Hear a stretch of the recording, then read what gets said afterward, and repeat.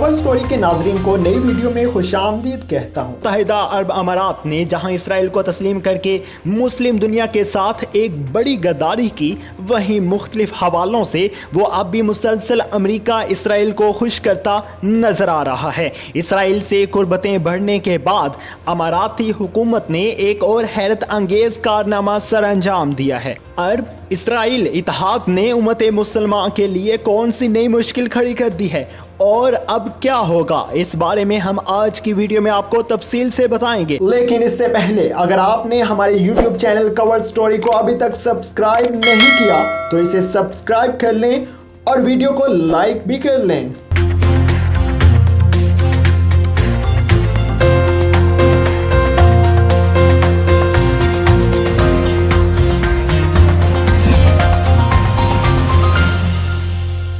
अरब ममालिक और इसराइल के दरमियान यूं तो कई खुफिया मामलात काफ़ी सालों से चल रहे थे, लेकिन UAE ने इसराइल को बाकायदा तस्लीम करके मुस्लिम उम्मा खास तौर पर मासूम फ़लस्तीनियों के साथ बहुत बड़ी गद्दारी की है, जिसे फ़लस्तीनी कभी मुआफ़ नहीं करेंगे।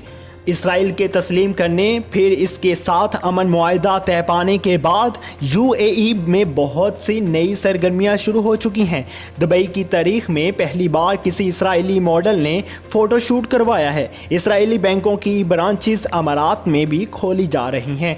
UAE की सरजमीन पर इसराइली त्यारे भी आ जा रहे हैं, लेकिन अब की बार UAE हुकूमत ने फ़लस्तीनियों के दिल पर छुरी चलाने के लिए एक और घिनौना इकदाम उठा लिया है। अबू धाबी के तमाम होटल्स को एक सर्कुलर जारी कर दिया गया है, जिसमें उनसे कहा गया है कि वो अपने होटल के मेन्यू में कोशर यानी ख़ास यहूदी खाने भी शामिल करने के लाजमी तौर पर पाबंद होंगे। इस सर्कुलर के जारी करने का मकसद UAE में यहूदियों की सियाहत को फ़रोग़ देना और इसराइल से तल्लुकात मज़ीद मजबूत बनाना है। UAE अथॉरिटीज़ की जानिब से कहा गया है कि अमारात और इसराइल के दरमियान खुशगवार तल्लुकात कायम होने के बाद इसराइल और दुनिया भर से यहूदी सियाहों की बड़ी तादाद में अमारात ख़ुसूसन अबू धाबी आमद मुतवक्के है। इनको यहूदी मजहबी तरीके के मुताबिक तैयार किए गए खानों यानी कोशर के फ्राहमी के लिए होटल्स ज़रूरत के मुताबिक ये खाने भी अपने मेन्यू में शामिल करेंगे। इसके अलावा अरब आवाम और सियाहों को भी यहूदी खानों से लुत्फ़ अंदोज़ होने का मौका मुयस्सर होगा। Abu Dhabi department of culture and tourism की जानिब से होटल मैनेजर्स को हुक्म दिया गया है कि वो यहूदी सियाहों की सहूलत की खातिर कोशर पकवान भी अपने मेन्यू का हिस्सा बनाएं। होटल में ठहराए गए यहूदी मेहमानों के रूम सर्विस मेन्यू और फूड एंड बेवरेज को भी अपनी फहरिस्त में शामिल करें। हदायतनामे में कहा गया है कि वो यहूदी रवायात और इनके मज़हब के मुताबिक कोशर पकवान तैयार करवाने के लिए किचन में एक अलग हिस्सा मखसूस करें। कोशर खानों की तैयारी के लिए ऐसे मुलाजमीन रखें जो कोशर का बाकायदा सर्टिफिकेट रखते हों।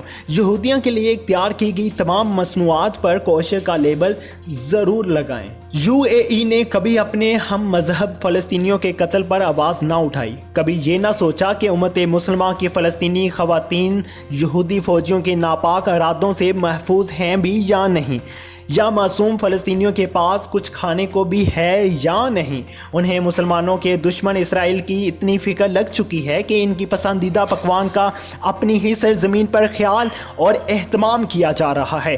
फ़लस्तीनियों के लिए इनके दिल पत्थर हो चुके हैं। इनकी तरफ से ये हाल है कि गज़ा के इलाके की तरफ खाने पीने की अशिया या अद्वियात ले जाने वाले ट्रकों को इसराइल की तरफ से मिसाइल के ज़रिए तबाह किया जाता है, और यहाँ हमारी अरब हुक्मरान अपनी गैरत बेचकर अपनी ज़मीन पर इनके बेहतरीन खानों का मेन्यू सेट कर रही है।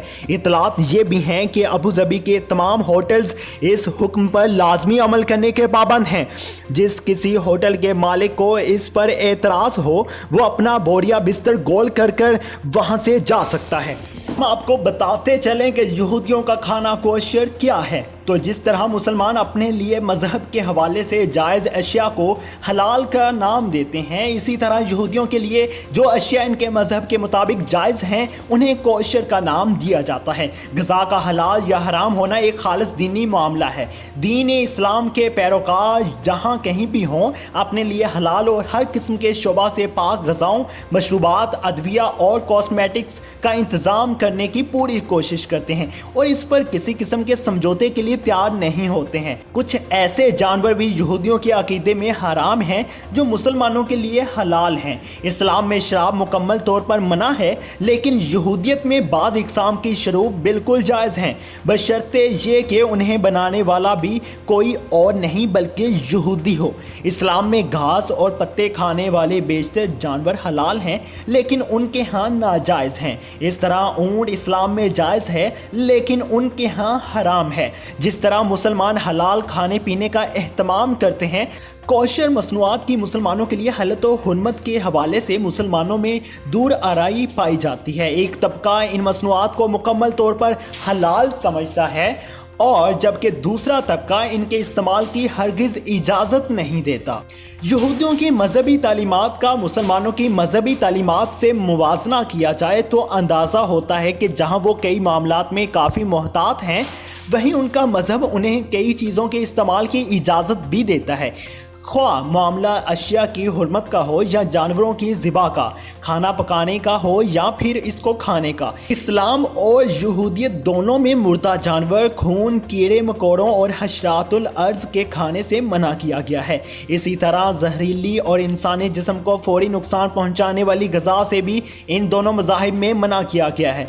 ताहम ऐसी अशिया भी कसीर तादाद में हैं जिनका इस्तेमाल इस्लामी तालीमात की रूह से जायज़ है, लेकिन यहूदियत में ममनू है। शार्क, झींगा मछली और केकड़ा वगैरह मुसलमानों और यहूदियों दोनों में हराम है। ये बात दिलचस्पी से खाली नहीं कि इस्लाम और यहूदियत दोनों में टेढ़ी दिल को हलाल करार दिया गया है, लेकिन कुछ यहूदी तबकों में इसको हराम भी करार दिया जाता है। इसके अलावा यहूदियत में गोश्त और दूध की मसनूआत को आपस में मिलाने से मना किया गया है। इनमें से बाज़ तो ये शर्त भी आयद करते हैं कि गोश्त और दूध की मसनूआत के लिए बर्तन भी अलग अलग हों और फ्रिज में इनके रखने की जगह भी अलग अलग हो, लेकिन इस्लाम में इस किस्म की कोई ममानियत नहीं है।